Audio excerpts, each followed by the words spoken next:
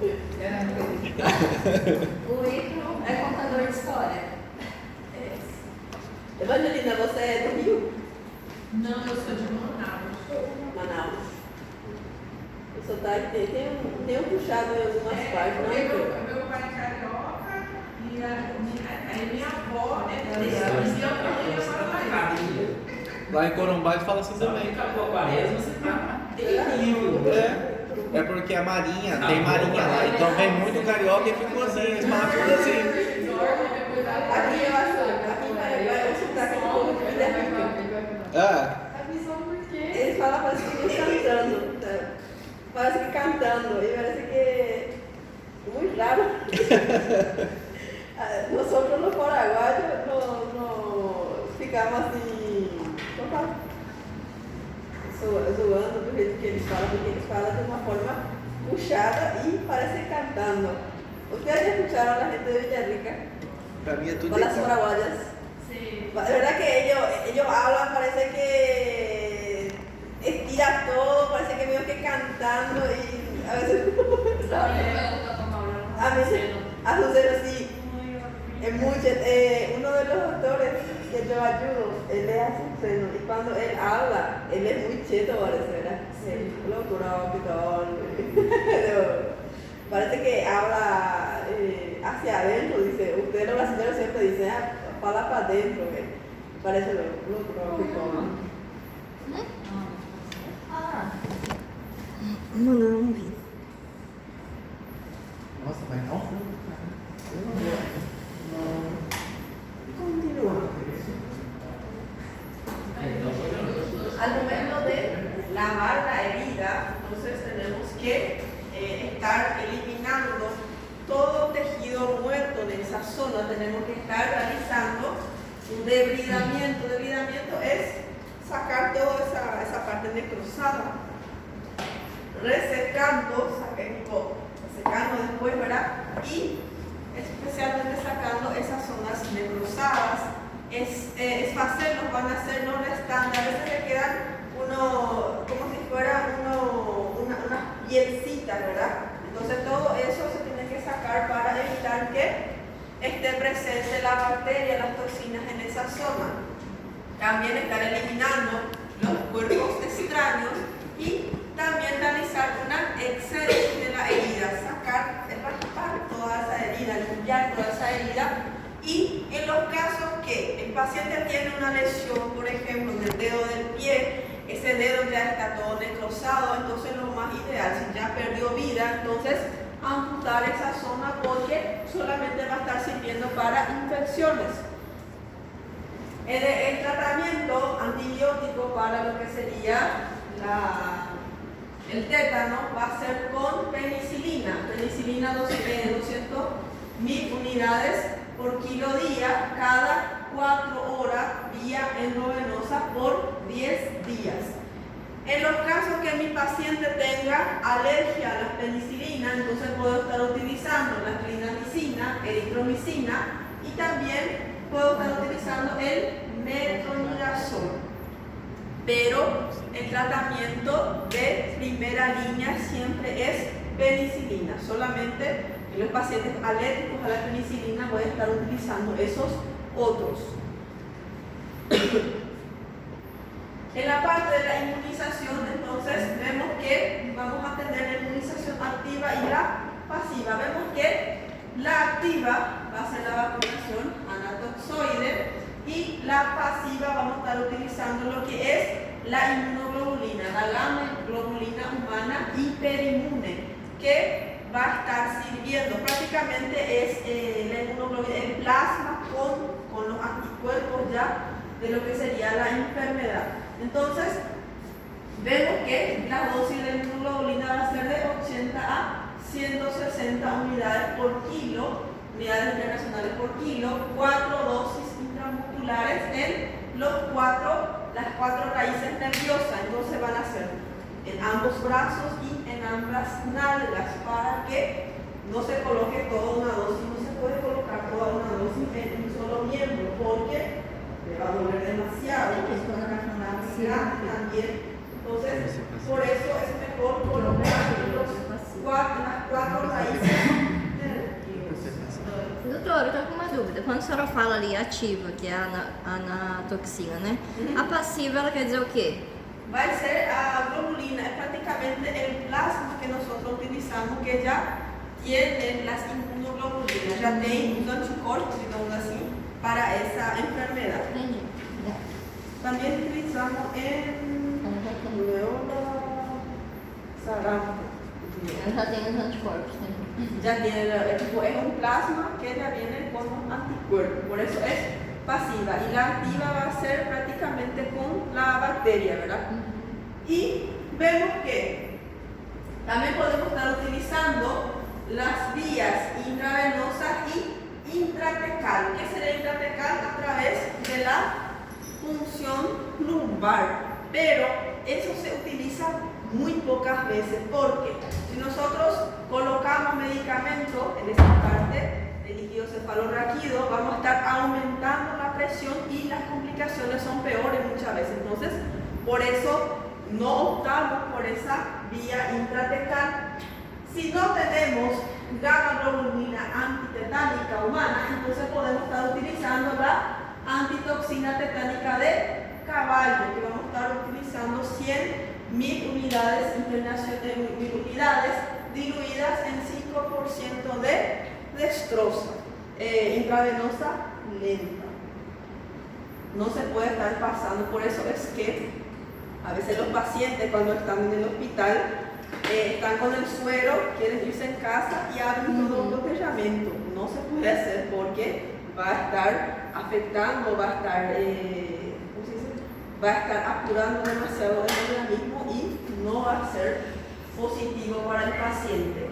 En los casos que el tratamiento sintomático, los síntomas que el paciente presenta, especialmente empezamos por un ambiente no estimulante. Por eso es que la pieza tiene que ser con luces tenue o sin luces, porque eso va a estar estimulando al paciente, sin ruidos y a temperatura estable, porque si que le colocamos en una habitación con aire congelando, entonces eso le va a estar estimulando para que tenga nuevamente las contracciones.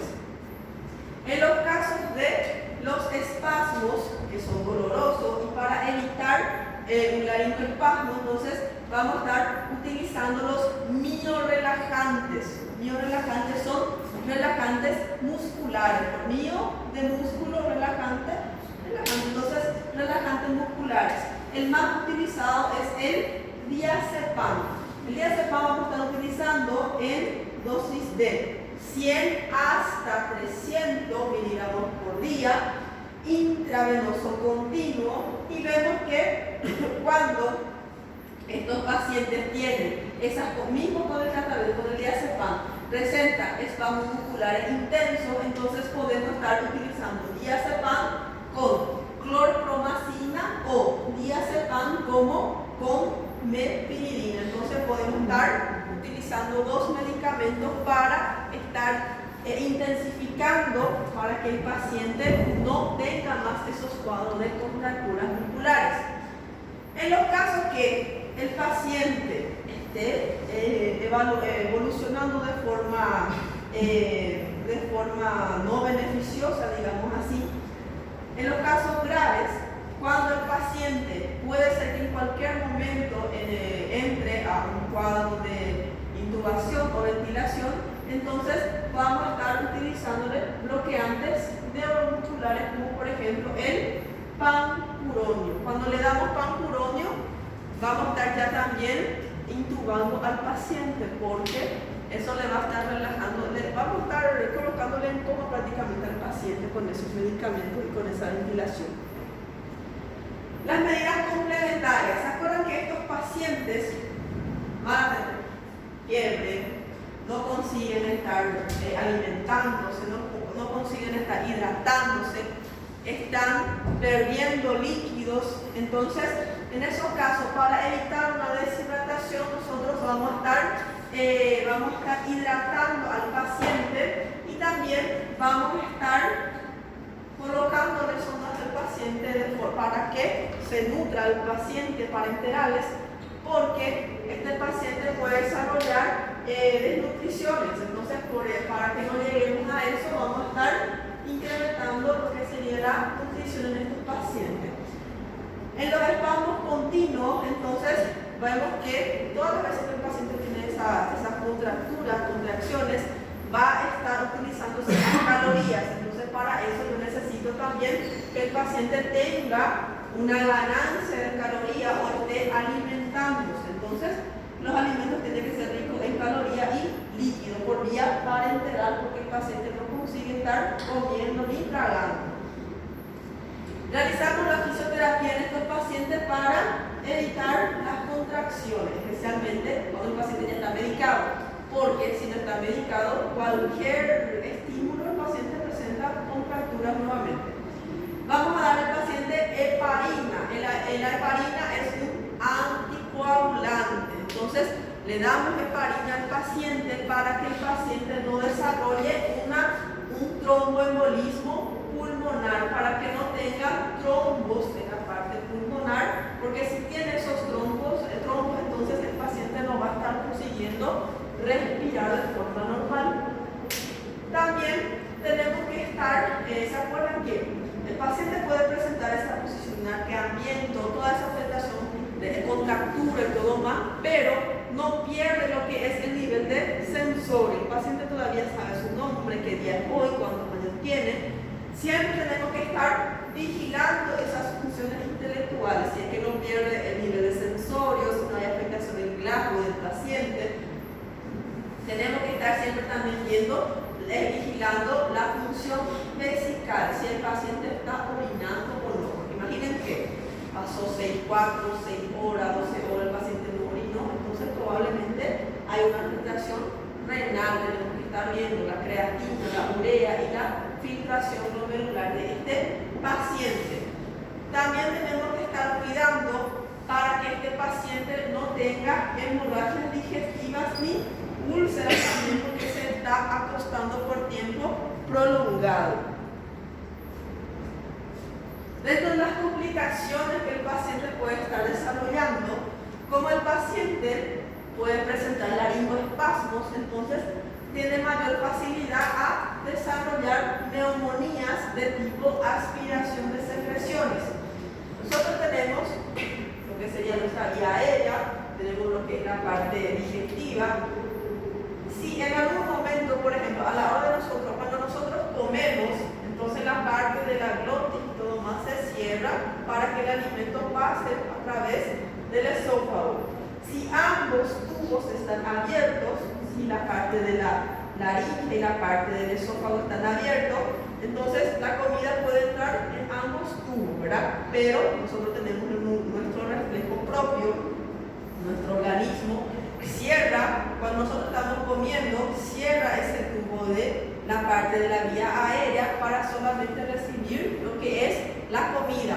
En los casos que el paciente acá tiene una afectación en la parte laringe y todo más, la parte de la laringe, la parte de los músculos de esa región, puede ser que puede estar aspirando secreciones hacia la parte pulmonar. Si va bacterias, si va, por ejemplo, el paciente vomitó, justamente aspiró ese vómito en la parte respiratoria, en la parte pulmonar, puede estar desarrollando una neumonía por aspiración de material contaminado.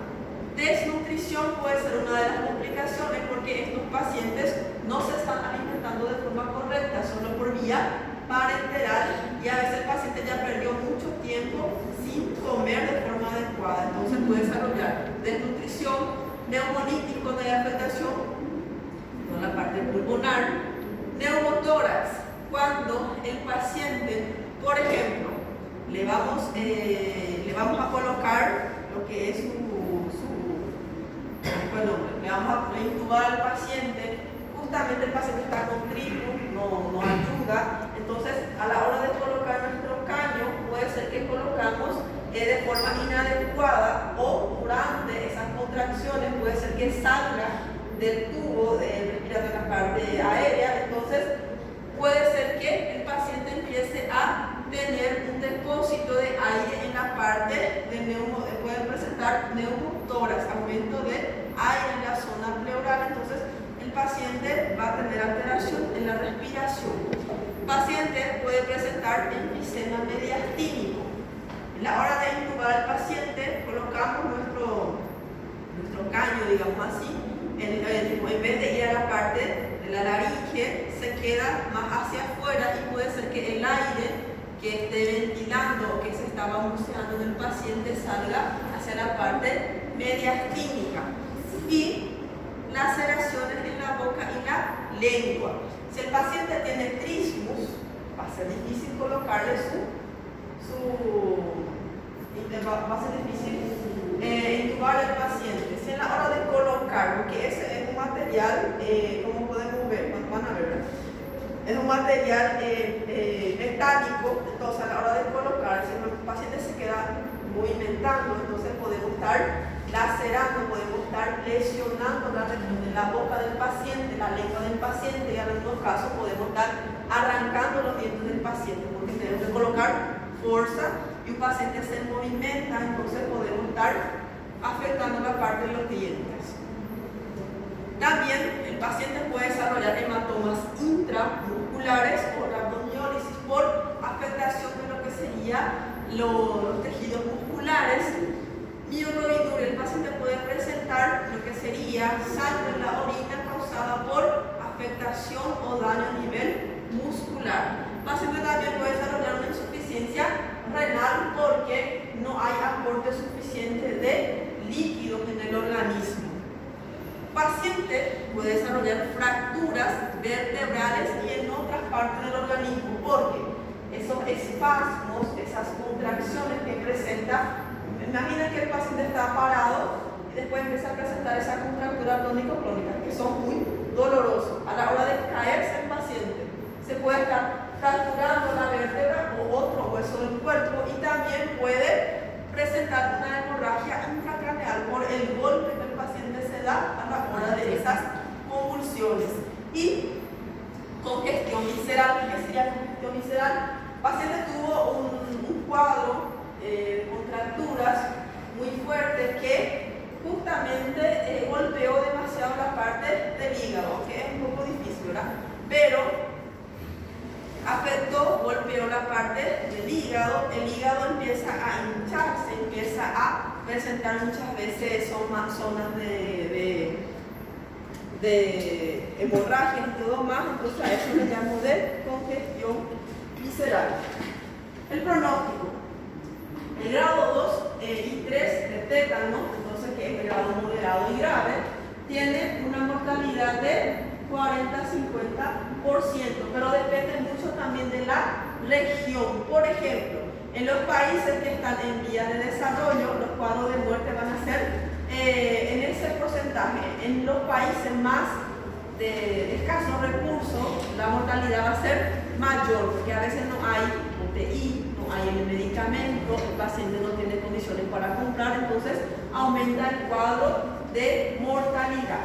Ya en los países desarrollados, por eso se habla muy bien, no sé si hasta ahora es así, pero se habla muy bien del sistema de salud de Cuba. Cuba, por ejemplo, es un modelo en el sistema de salud porque los médicos, la parte de salud, es un tipo de salud preventiva. Por ejemplo, si el paciente se enferma por alguna enfermedad, entonces los médicos, no es que vos te vas a consultar y te dan la pastilla y te vas a tu casa, sino que toda vez, tipo, 2 horas tem que tomar um medicamento, o povo do posto, do hospital mesmo chega na tua casa para dar para você o medicamento, para ter certeza que você está cumpliendo con tu tratamiento. Entonces, y su método, su sistema de salud es preventivo, tipo todo la prevención para evitar que aparezca la enfermedad y evitar también gastos excesivos. Por eso es que tienen un sistema de salud modelo. Y vemos que en el tétano neonatal, entonces la mortalidad es de 50% en las primeras semanas de vida, especialmente los pacientes que tienen ese, van a los 7 días a veces, no consigue, la mayoría de las veces fallece esos pacientitos. Y aumenta la tasa de mortalidad para niños y personas de edad avanzada y también en el sitio de la lesión que presenta el paciente. Por ejemplo, si las lesiones son en la cara, del cuero cabelludo, entonces va a aparecer los síntomas más rápido. Cuando aparecen los síntomas más rápido, entonces cuando el periodo de incubación es menor, entonces quiere decir que el cuadro va a ser más severo, más intenso, las complicaciones. Y vemos que si la persona sobrevive a la fase aguda, la recuperación es completa generalmente. Pero si este paciente tuvo episodios de hipoxia, por ejemplo, por mucho tiempo no recibió oxígeno, porque tuvo un laringoespasmo, se quedó sin respirar, el cerebro cuando no recibe oxígeno, entonces empieza a presentar cuantos daños en algunas regiones. Por eso es que los pacientes, a veces la mujer embarazada, su feto y todo más estaba todo sano, pero tipo para hacer el parto, quería un parto normal, pasó mucho tiempo, el pacientito se quedó sin oxígeno, entonces puede estar desarrollando hasta un daño cerebral y puede estar teniendo secuelas. Puede ser que no ande dependiendo del área de afectación del sistema nervioso. Entonces, si el paciente se queda con episodios de hipoxia muy prolongados, entonces puede estar presentando condiciones o daños cerebrales irreversibles, porque la neurona, cuando es afectada, ya no es algo reversible, sino que ya muere, ya se afecta por completo. El pronóstico. Entonces, el pronóstico de mayor gravedad me va a estar preocupando más todavía cuando el tétano es, por ejemplo, por objetos, por ejemplo, inyecciones intramusculares contaminadas, porque ya entra el objeto dentro del organismo.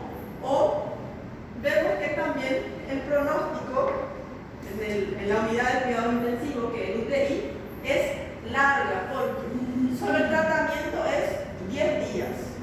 Generalmente si presenta un cuadro de complicación, entonces generalmente en media el paciente sale de UTI en 27 días o hasta 6 a 8 semanas en casos más graves.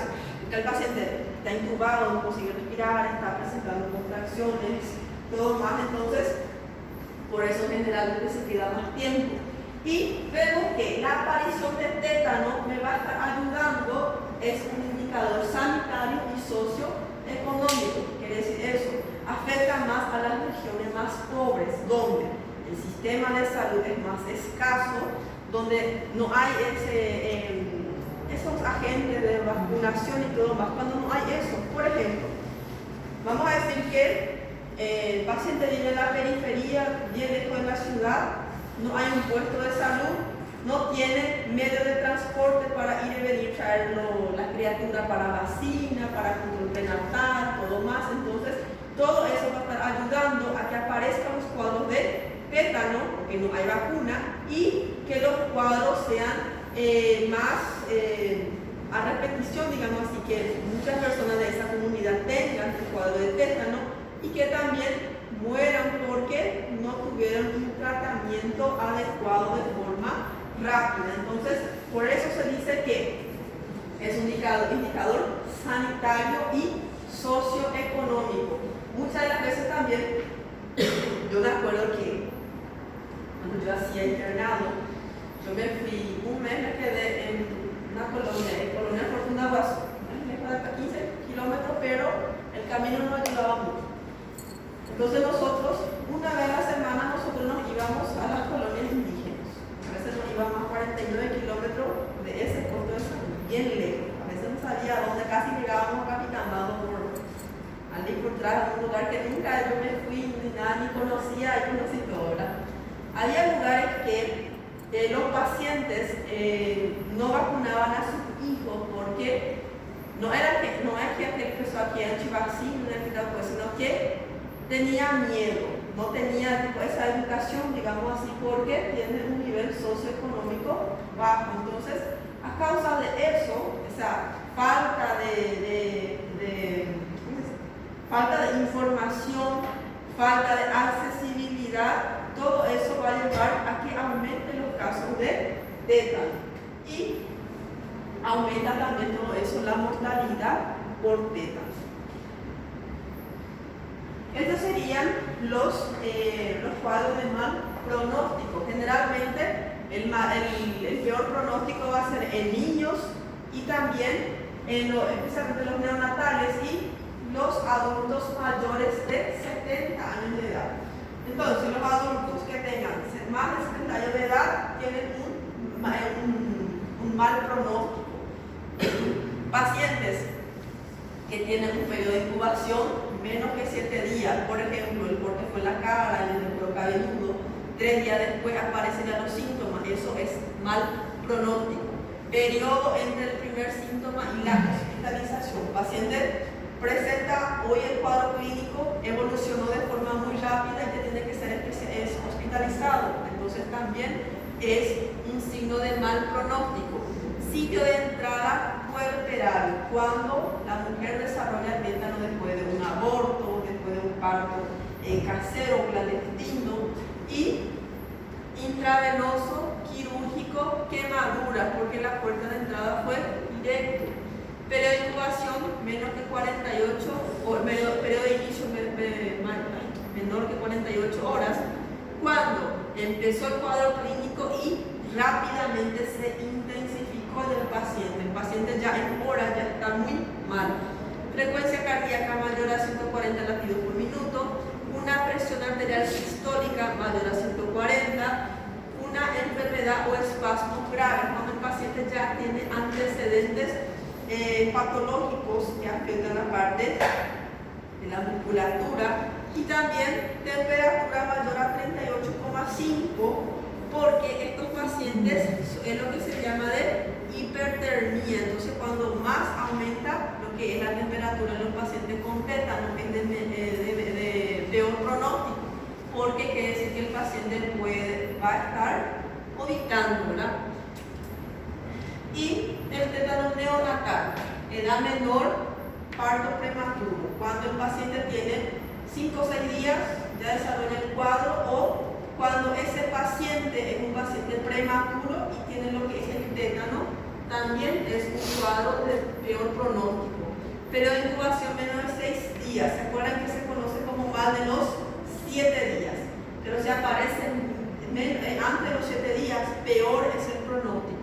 Retraso de la hospitalización, se queda mucho tiempo hospitalizado por culpa de toda esa afectación, y uso de pasto para cortar cordón cuando se utilizan materiales contaminados o no esterilizados a la hora de cortar el cordón umbilical. Entonces, si yo les pregunto métodos de prevención para el tétano, va a ser vacuna, ¿verdad? Inmunización, las vacunas activa y la vacuna pasiva. La activa va a ser la vacuna, el DPT, TDPA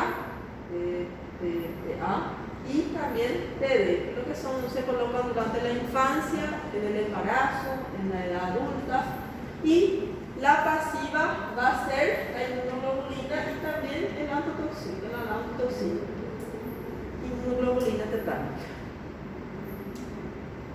Esto sería prácticamente si la herida es sucia o si es limpia. Primeramente tenemos que ver el carnet de vacunación del paciente. Si el paciente tiene cuántas dosis de vacuna. Por ejemplo, si el paciente ya tiene 50 años, solo tiene 2 a 3 dosis, entonces tenemos que estar reforzando. En los casos que la lesión, en algunas literaturas dice que si la lesión está limpia, entonces en esos casos es de mejor pronóstico, pero siempre tener en cuenta ver el carnet de vacunación del paciente, porque no adelanta que la lesión esté limpia, pero paciente nunca se colocó su antitetánica, entonces igual es el riesgo. Y acá, por ejemplo, la herida limpia, la herida tetagénica, y también si tiene menos de 3 dosis o desconoce cuántas dosis de vacuna tiene. Entonces, si tiene menos de 3 dosis o no, ni sabe qué vacunas tiene o no tiene, entonces en los casos tenemos que estar completando las dosificaciones que falta, y la inmunoglobulina entonces en esos casos no se coloca. Si es una herida sucia, entonces completar nuevamente su vacuna y colocarle la inmunoglobulina. En los casos que el paciente tenga 3 a 4 dosis, entonces si el paciente tiene, por ejemplo, no vamos a colocarle la vacuna, excepto si hace más de 10 años que se colocó su última vacuna. Por ejemplo, si dice que le vi su carnet y dice que hace 5 años se colocó su última dosis, entonces no es necesario, pero le voy a poner nuevamente la dosis si ya pasó más de 10 años de la última vez que se colocó esa dosis. Inmunoglobulina en estos casos, si tiene 3 a 4 dosis y una herida limpia, entonces no coloco la inmunoglobulina. Y en una herida sucia, entonces también tenemos que ver hace cuánto tiempo se colocó lo que es la vacuna. Pero si la herida es sucia, no vamos a estar viendo, bueno, hace 6 años no presida, casi. Tenemos que ver si es una herida sucia, si hace 5 años no le colocamos, pero si ya es 6 años, entonces ya se coloca nuevamente otra dosis en este paciente. Y no se coloca la inmunoglobulina también, porque tiene 3 a 4 dosificaciones. En los casos que el paciente tenga más de 5 dosis o 5 dosis, no se coloca la vacuna. En herida limpia no se coloca la inmunoglobulina, y cuando la herida es sucia solamente se coloca la vacuna en los casos que ya pasó más de 10 años la última dosificación. Y ya está. Listo. Listo. Mañana empezamos con la clase de toxo. Toxo es para toxo.